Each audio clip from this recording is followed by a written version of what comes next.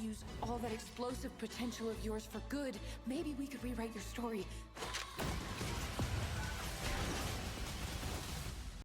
Hey guys, Samura here, and today just finished watching Act 1, Act 2, and 3 of Arcane, and this show was still really, really good. But I had problems with this, and unfortunately, it felt rushed, especially the ending.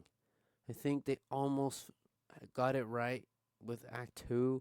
I saw the problems with how they didn't, how they were going to solve things, especially since Act One, they're spreading way too many storylines, and they sort of nailed them, almost all of them, but in the most unceremonial way, where some scenes just did not make sense, even though we wanted those scenes and accept those scenes, like the Caitlyn and Vi sex scene.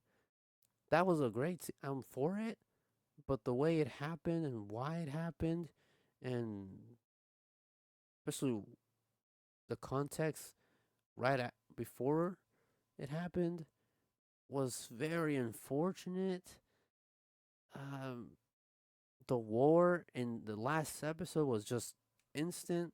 There was no conversation between characters to really open up and create a little bit more development with these characters in these final moments. And we just never got that pers- personal connection with all these characters. It's like this show needed to breathe a little more, but it just went straight to the next scene to the next scene.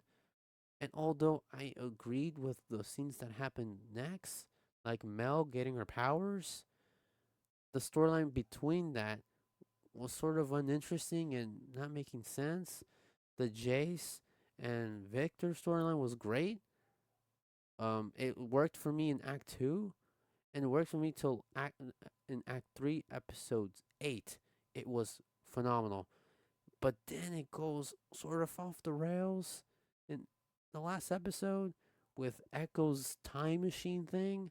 That if we were introduced a little bit better and more in Act 2, we would have been prepared a little better. Because it just felt out of left field, although the time thing with Jace being chosen back in season 1 as a kid, the thing, I feel like it was an afterthought, that whole timeline, storyline scenario, where it would have made sense, but it sort of didn't, you know? And then I felt like the Jinx and Vi story, uh, they should have still been the main characters, and they felt sort of off to the side by the end with just one scene of the fake death of Jinx, which also felt a little unsatisfying. And Vi was kind of in the background the whole time.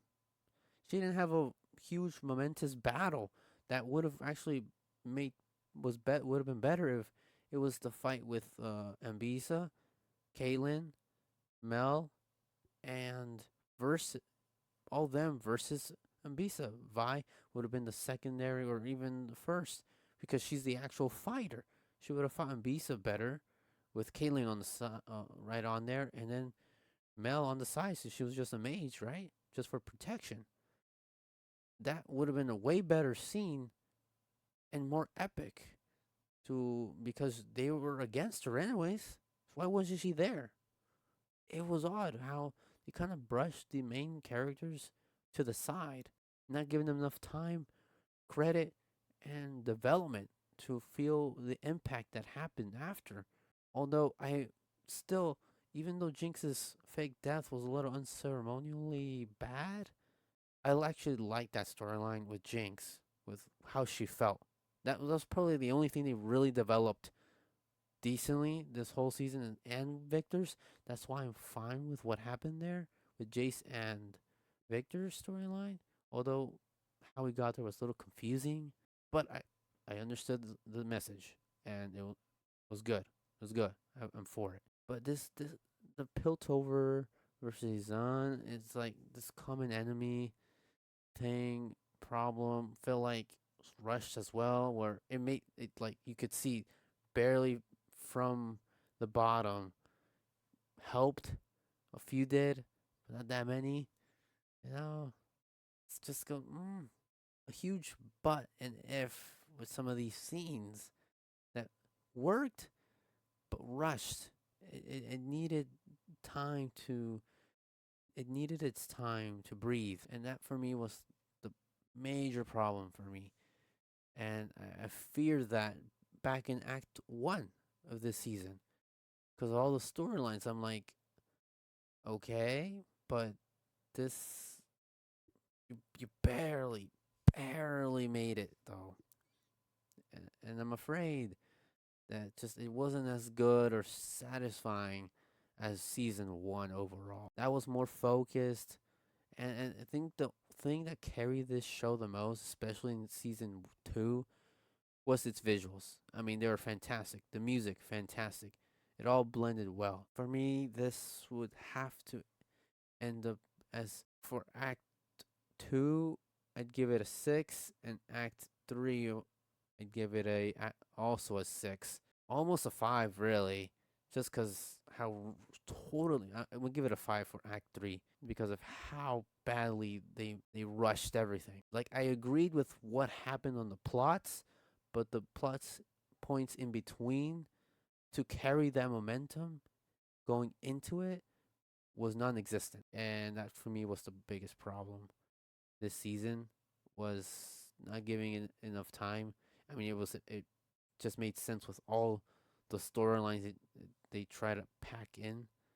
I mean, this needed a few more episodes at least, and I think overall at least 3 seasons. So one more whole season, and that would have really fleshed this whole storyline out better. So overall, for all all 3 acts, season one was definitely a 10.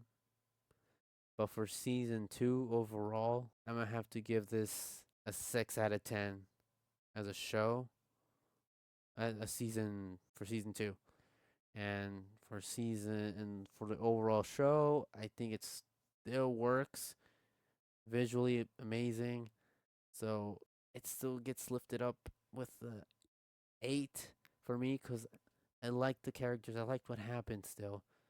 So it's an 8 out of 10 overall for Arcane. But as per season, season one was definitely better in almost every way. But season two wasn't as trash as they completely fumbling it. Because I agreed with what happened in the show. So that's all for me. Amore out.